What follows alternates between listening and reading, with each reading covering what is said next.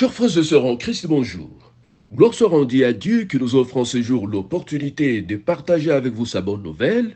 C'est de la part de votre frère, l'évangéliste Jean-Abel Narika Pepe aux États-Unis.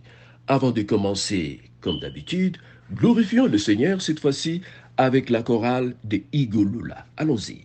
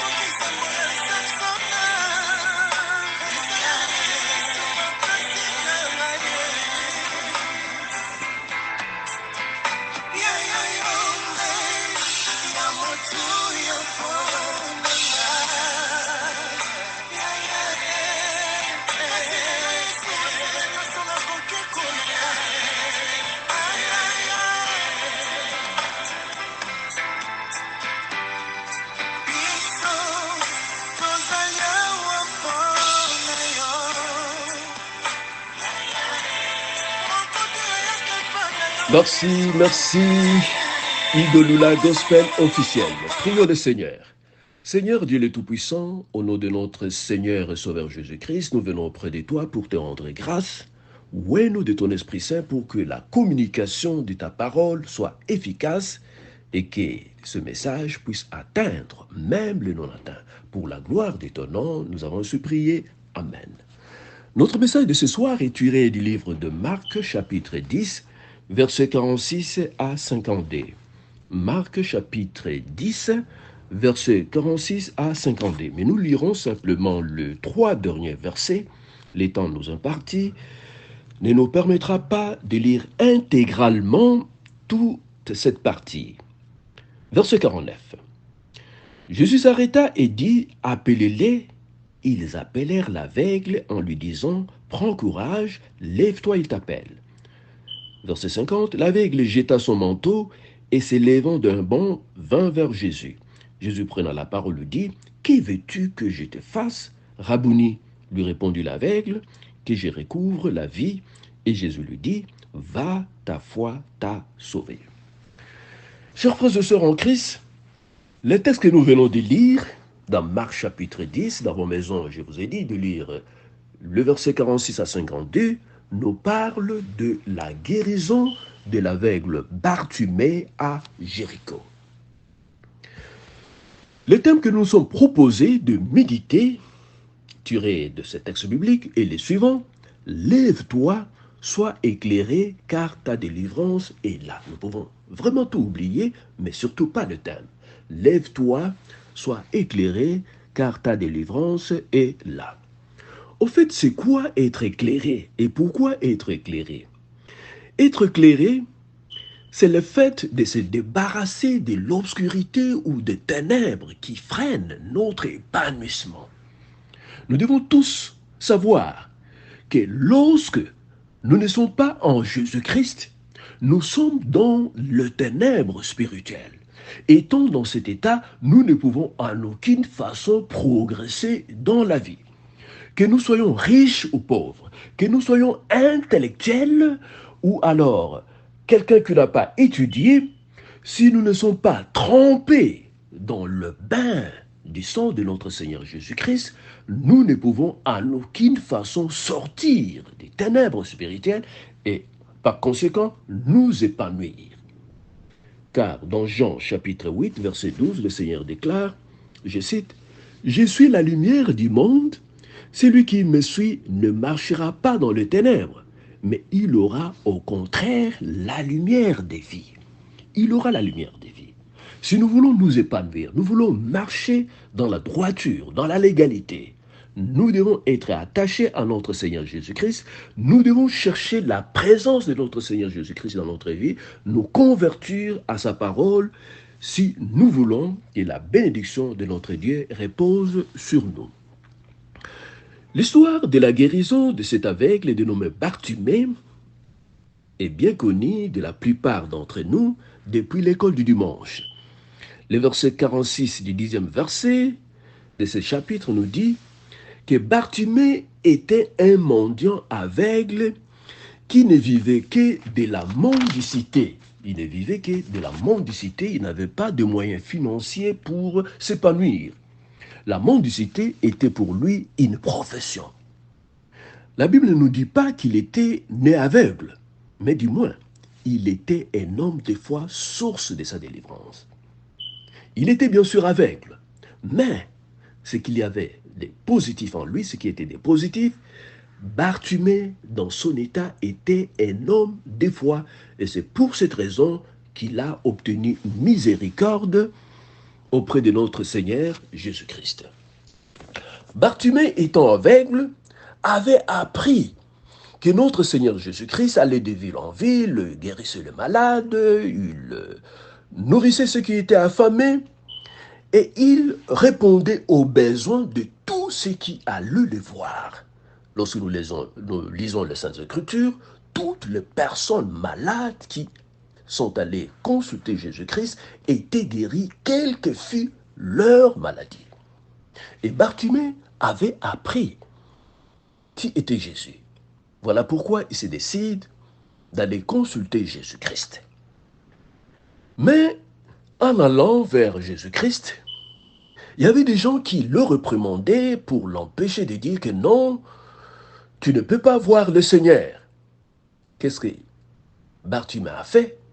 Il cria vers notre Seigneur Jésus-Christ. Et plus qu'on l'empêchait, il criait davantage en disant, Jésus, fils de David, aie pitié de moi.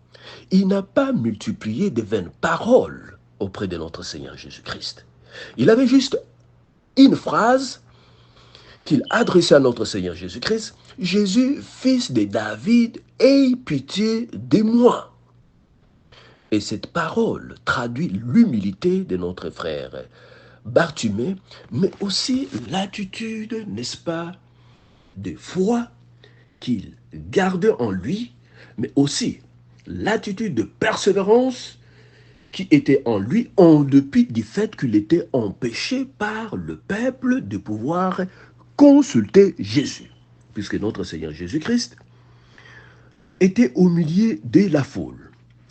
Bartimée n'avait pas multiplié de mots pour flatter Jésus-Christ. Surtout, nous devons éviter de flatter Jésus-Christ dans nos prières. Peut-être ce que nous devons faire, c'est lui rappeler les promesses que nous avons faites. Mais nous devons éviter surtout de flatter notre Seigneur Jésus-Christ. Notre frère Bartimée criait encore plus haut lorsque les gens l'empêchaient d'atteindre Jésus-Christ. Plus on l'empêchait, plus il criait. C'est une attitude de persévérance que nous devons adopter si nous voulons obtenir une bénédiction de la part de notre Seigneur Jésus-Christ. Oui, le Seigneur avait exaucé Bartimée. La Bible nous dit, lorsque Jésus-Christ s'arrêta pour dire, appelez-les qu'ils viennent, Bartimée s'est libéré de son manteau. pour aller auprès de notre Seigneur Jésus-Christ. Et ces manteaux, pour nous les croyants, est l'image de péchés intimes qui peuvent nous empêcher d'atteindre notre Seigneur Jésus-Christ. En fait, lorsque nous lisons même dans l'Ancien Testament, lorsque Moïse approcha auprès de Dieu, lorsque Dieu voulait parler à Moïse, qu'est-ce qu'il lui avait dit? Ôte tes sandales, car l'endroit où tu te trouves est un endroit sacré. Et Moïse s'est dépouillé de ses sandales. Et lorsque nous allons encore plus loin, lorsque Élie est arrivé dans le lieu où il était enlevé, qu'est-ce qu'il avait fait? Il avait abandonné son manteau pour aller au ciel, pour être enlevé au ciel. Et ce manteau, dans le langage biblique, est l'image de péchés qui peuvent freiner notre vie, qui peuvent freiner notre épanouissement spirituel, qui peuvent nous empêcher d'obtenir la bénédiction de Dieu. Et ce fardeau peut être l'orgueil, peut être une addiction, comme l'idolâtrie, comme l'adultère, et que sais-je encore. La liste est exhaustive. Bartimée, lui, s'est libéré de son fardeau.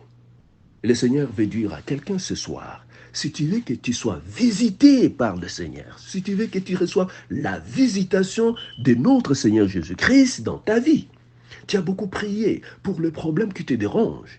Ce que le Seigneur Jésus-Christ te demande, ce ne sont pas les offrandes ou la dîme, mais ce qu'il te demande, c'est quoi? C'est d'abandonner, n'est-ce pas, ces fardeaux que tu as. Et ces fardeaux, c'est quoi? C'est le manteau qui est en toi. Et si tu abandonnes ce manteau de péché, de problèmes, qui t'empêche de voir notre Seigneur Jésus-Christ, qui empêche que tes prières soient exaucées, mon frère, ma soeur, oui, tu recevras de la part de notre Dieu ce dont tu as besoin. La Bible nous dit que Bartimée avait rencontré certainement notre Seigneur Jésus-Christ et sa vie était transformée. Notre rencontre avec Jésus-Christ doit toujours opérer un changement radical. Et ce changement peut être instantané, mais aussi, ce changement peut être progressif. Mais Christ exige de nous la foi, si nous voulons qu'il opère en nous, si nous voulons qu'il nous transforme, si nous voulons que nous soyons exaucés dans nos prières, ce qu'il exige de nous, c'est la foi. Selon Hébreux 11, la foi est la ferme assurance des choses qu'on espère, une démonstration de celles que l'on ne voit pas. Oui, si nous avons la foi en notre Seigneur Jésus-Christ comme Bartimée, nous recevrons de la part de Dieu tout ce dont nous avons besoin. Mon frère, il convient de dire que certaines maladies que nous souffrons sont d'origine organique. Et ces maladies organiques peuvent être causées par un agent pathogène ou encore par un dysfonctionnement de l'organisme. Et lorsque nous allons auprès de notre Seigneur Jésus-Christ, il a le pouvoir de nous guérir par son sang. Et d'autres souffrances ou maladies que nous souffrons peuvent être d'origine surnaturelle, comme par exemple les démons qui viennent nous troubler. Et si nous allons vers Jésus-Christ, qui a le pouvoir sur le surnaturel, nous devons être sûrs qu'il nous accordera la délivrance dont nous avons besoin. Et certaines souffrances peuvent être pour nous une épreuve. Et ces épreuves peuvent être autorisées par Dieu, comme pour le cas de Job. Mais lorsque nous nous humilions devant Dieu, nous serons vraiment délivrés. Évitons de faire bombance. Évitons, n'est-ce pas, l'orgueil. Revêtons en nous le manteau d'humilité lorsque nous approchons de notre Seigneur Jésus-Christ. Avec humilité, au moment de l'épreuve, soyons sûrs que nous serons délivrés. Et certaines difficultés peuvent être aussi dues au péché que nous avons commis. Un péché individuel, comme par exemple l'adultère, peut entraîner parfois certaines maladies, maladies sexuellement transmissibles par exemple. Et lorsque nous allons auprès de notre Seigneur Jésus-Christ avec conviction, avec humilité, que Seigneur, nous avons péché, soyons sûrs que notre Seigneur Jésus-Christ nous délivrera. Et aussi pour terminer, certaines souffrances ou maladies que nous souffrons peuvent être d'origine générationnelle. C'est-à-dire, certaines maladies peuvent être dues aux péchés commis par nos parents, nos arrière-parents, bref, nos ancêtres. Et si nous allons auprès de notre Seigneur Jésus-Christ, nous devons être sûrs que nous serons guéris. Dans Jean chapitre 9, verset 1 à 3, les disciples posent à notre Seigneur Jésus-Christ la question de savoir qui avait péché pour que la personne aveugle qui était devant eux soit née ainsi. Et les disciples de dire, c'est cet homme qui a péché ou ses parents. Donc c'est pour dire que certaines souffrances peuvent avoir comme origine le péché que nous avons commis dans le passé, le péché de nos arrière-parents, le péché de nos frères, de nos sœurs, de nos ancêtres, peuvent impacter notre vie.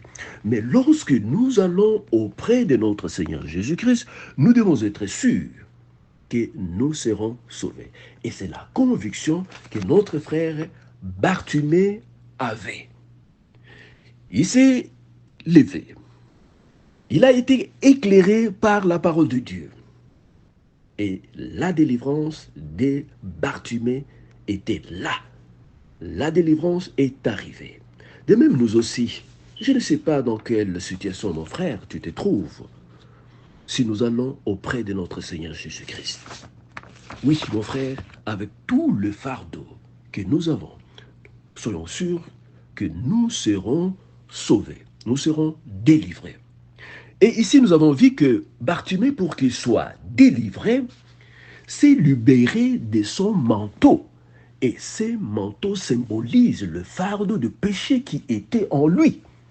Et si nous nous libérons de fardeaux de péchés intimes qui sont en nous, nous serons libérés de toutes les souffrances, maladies, peines auxquelles nous sommes confrontés.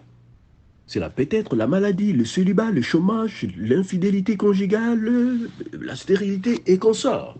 Si nous allons auprès de notre Seigneur Jésus-Christ avec conviction, nous serons sauvés sans faute. Puisqu'il est là, il est le bon berger, il est celui qui donne le pain à ses brebis. Il est celui, n'est-ce pas, qui veille sur ces brebis que nous sommes.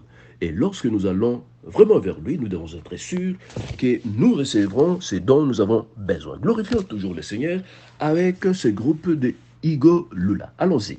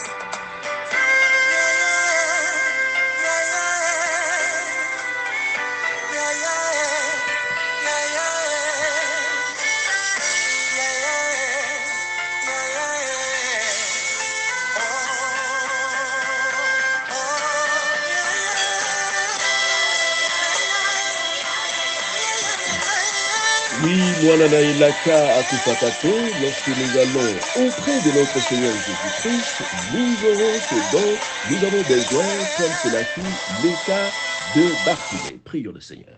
Seigneur Dieu le Tout-Puissant, au nom de notre Seigneur et Sauveur Jésus-Christ, nous venons auprès de toi pour te rendre grâce. Nous te bénissons, Seigneur. Nous savons que tu nous aimes infiniment. C'est pour cette raison que tu as disposé des sangs de notre Seigneur et Sauveur Jésus-Christ pour nous libérer de l'esclavage du péché, mais aussi pour nous guérir de toutes nos maladies et de toutes nos infirmités. Ce Bartimée était guéri de son état physique d'aveuglement. Mon frère, aujourd'hui, a besoin aussi d'une délivrance. Tu connais ses souffrances, tu connais ses difficultés. Seigneur, nous t'implorons ce soir de lever ta main sur mon frère, de lever ta main sur ma sœur. Accorde-lui la délivrance. Il se trouve dans un engrenage de problèmes auxquels il ne voit comment être libéré. Seigneur Jésus, tu as versé ton sang pour que nous soyons sauvés. Si tu as délivré Bartimée, aujourd'hui c'est mon tour. Aujourd'hui c'est le tour de mon frère, c'est le tour de ma sœur. Manifeste-toi Seigneur Jésus-Christ. Agis dans la vie de chacun de nous. Pour la gloire de ton nom, Seigneur Jésus, nous avons supplié. Amen. Amen.